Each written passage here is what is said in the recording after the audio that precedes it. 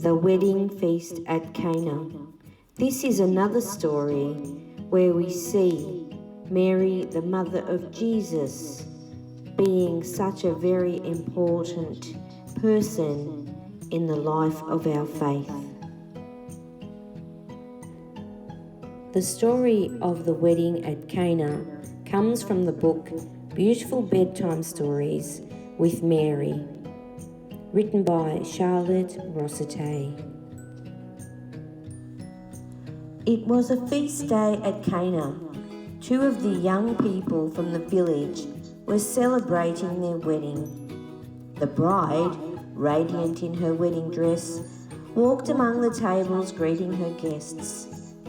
She stopped by a woman dressed in blue. "Mary!" she exclaimed. "Thank you for coming all the way from Nazareth."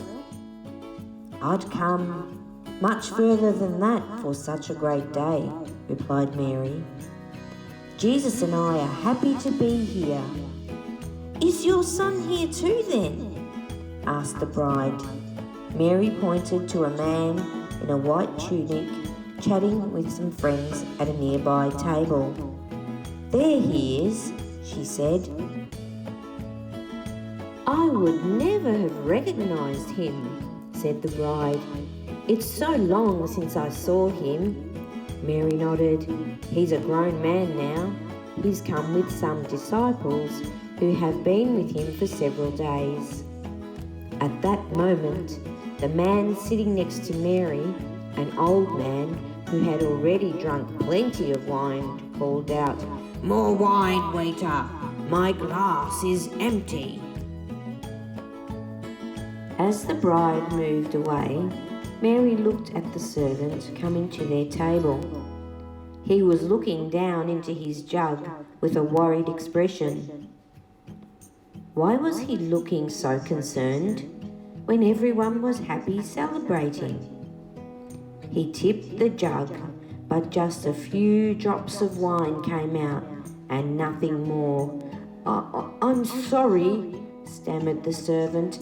"My jug's empty." "Then go and fill it up," said the old man impatiently. Yes, said the servant. He went off. Mary saw him showing his jug to another servant. The musicians had just come to the end of a tune, and she heard the second servant reply, "We have run out of wine. The guests will soon notice." The music started again, even louder. Then Mary went over to Jesus, who was still talking with his friends. She put her hand on his shoulder and whispered, "They have no more wine." Jesus looked straight into her eyes. "Why are you telling me that, Mother?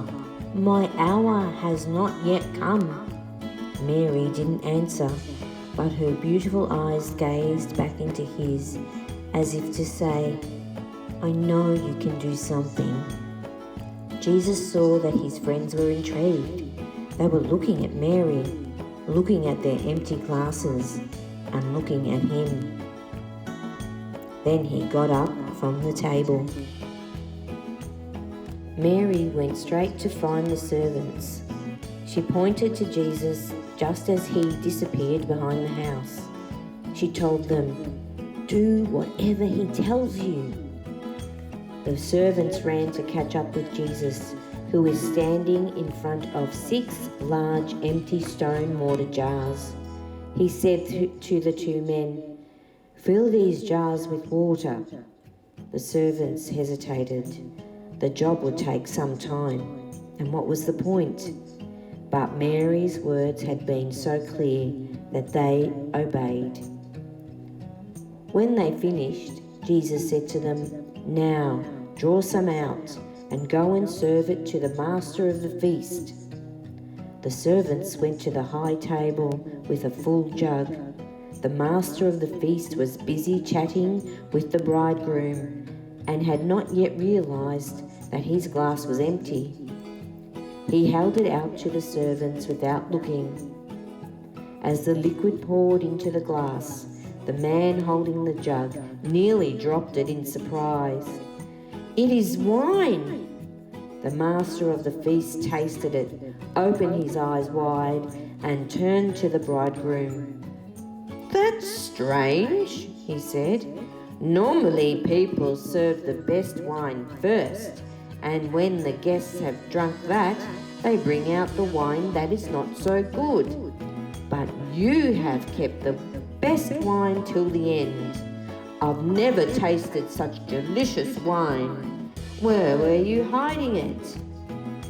The servants were dying to say what had happened, but Jesus put his fingers to his lips. "Shh," he said. Then the master of the feast raised his glass. "Long life to the newlyweds, and may their happiness be as perfect as this extraordinary wine."